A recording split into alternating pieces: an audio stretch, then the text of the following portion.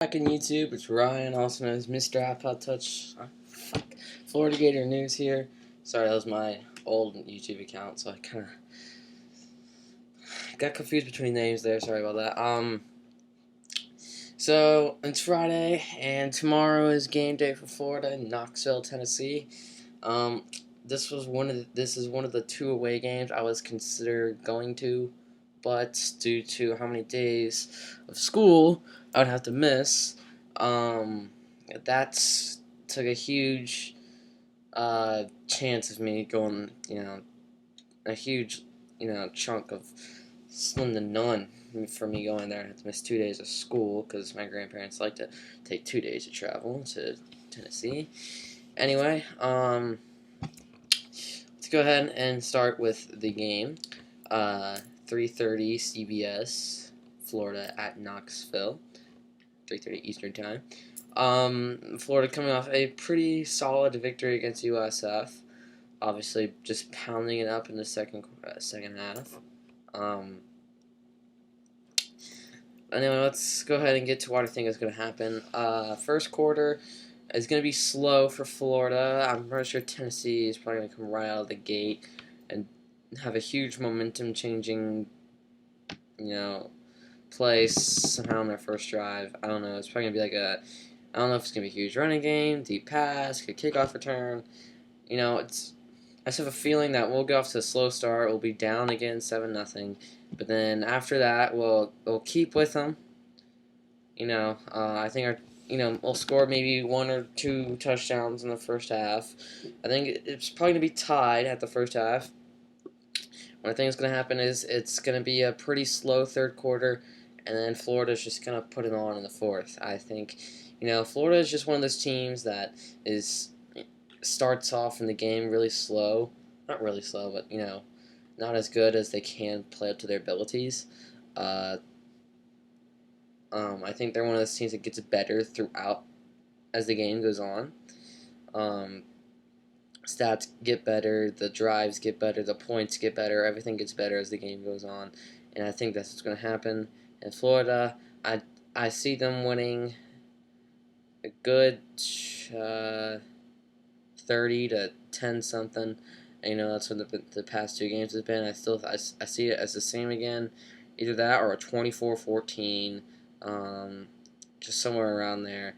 I don't see Tennessee scoring any more than 17 points. I don't see Florida scoring any less than 17 points. So basically 17 and up and 17 and down. So pretty good. I think Florida's going to come off a good game. I actually think I think they're going to pass the ball a lot more. Now that's because of Tennessee's run defense is pretty amazing. But I think as the game wears on, the defense will start declining, and that's when Florida is going to use Jeffrey Demps, Mike Gillislee, Daniel Moody, and they're going to put on that running game in the fourth quarter or in the third quarter as well, and which is going to kill Tennessee. I think John Brantley is going to have a career day.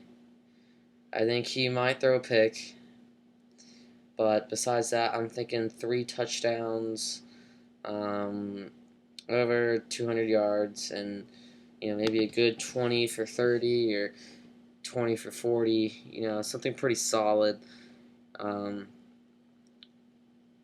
So yeah, I actually think Tennessee is a really good team, but they've already played Oregon, and I mean they basically swamped Oregon in that first half, and then the second half came around, and either Tennessee just played really bad, or Oregon just played really outstanding, and obviously Oregon won that game, and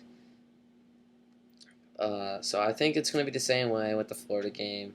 But I do think we might have the lead going into the half. I have a slight feeling that we're going to get a good drive in the last 2 minutes, get a field goal or a touchdown, and we'll go into the halftime leading by one score, which is going to be a huge momentum changer going into the second half. Because I think Florida's going to score on their opening drive in the second half and take it away in the fourth quarter. So those are my predictions, guys. I picked Florida in in my pool in a 16.5 spread, even though I just said um, kind of predicted that they won it, but you always kind of have to have confidence in your team. So yeah, and I also want to talk about something else which I recorded but then never got to uploading. Florida dropped to 10th in the rankings, which I think is gonna make Florida a little ticked off. Which I think they're gonna go out and give it 110% at Tennessee, which is gonna be so they're gonna try to get themselves back up to prove to the people that crap six fuck so they're gonna try to get themselves back up and prove themselves and get into the AP. And also about Chris Rainey, the Florida running back transited to wide receiver, got arrested, went into jail for a night. Won't be playing against Tennessee. He got charged for third degree stalking, and I think that's the only thing he got charged for. But how he did it was him and his girlfriend got in an argument. He said, "It's time to die." She said the police are coming, and then he said, "Just wait till after they leave." So, you know, obviously, like they say, football players aren't the brightest bulbs in the chandelier, and Chris Rainey proved that right there. I mean, I love the player. He does a lot for the program, but honestly, I do not think he should be able to play uh, for the season.